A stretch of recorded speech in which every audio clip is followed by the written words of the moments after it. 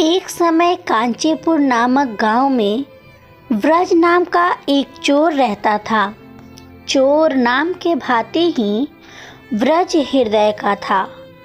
उसे जिसका जो मिलता चुरा लेता।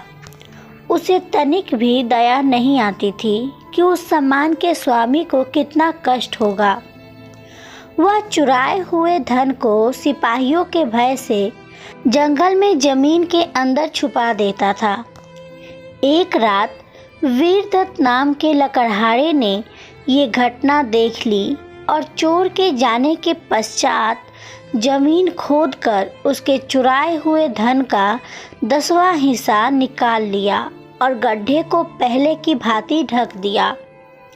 लकड़हारा इतनी चालाकी से सामान निकालता कि चोर को इस चोरी का पता ही नहीं चल पाता था। एक दिन लकड़हारा अपनी पत्नी को धन देते हुए बोला कि तुम रोज धन मांगा करती थी, लो आज पर्याप्त धन इकट्ठा हो गया है। उसकी पत्नी ने कहा, जो धन अपने परिश्रम से उपार्जित न किया गया हो वह अस्थायी नहीं होता है, इसलिए इस धन को जनता की भलाई में लगा दीजिए।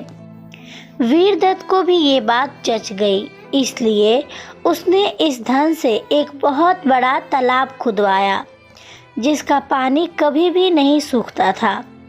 लेकिन इसमें सीढ़ियाँ लगनी रह गई थी और सारे पैसे समाप्त हो गए थे। तो वो फिर से छिपकर चोर का अनुसरण करने लगा कि वो धन कहाँ छुपाता है।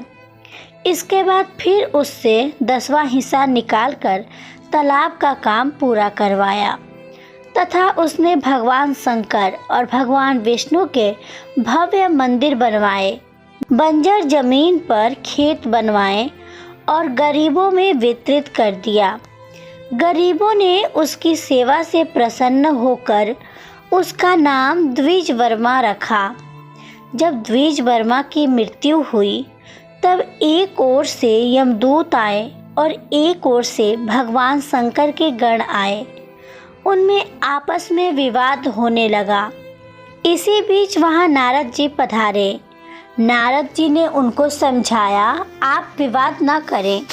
इस लकड़हारे ने चोरी के धन से परोपकार के कामों को कराया है, इसलिए जब तक यह कुमार्ग से अर्जित धन का प्रायश्चित नहीं कर लेता तब तक वायु रूप में अंतरिक्ष में विचरण करता रहेगा।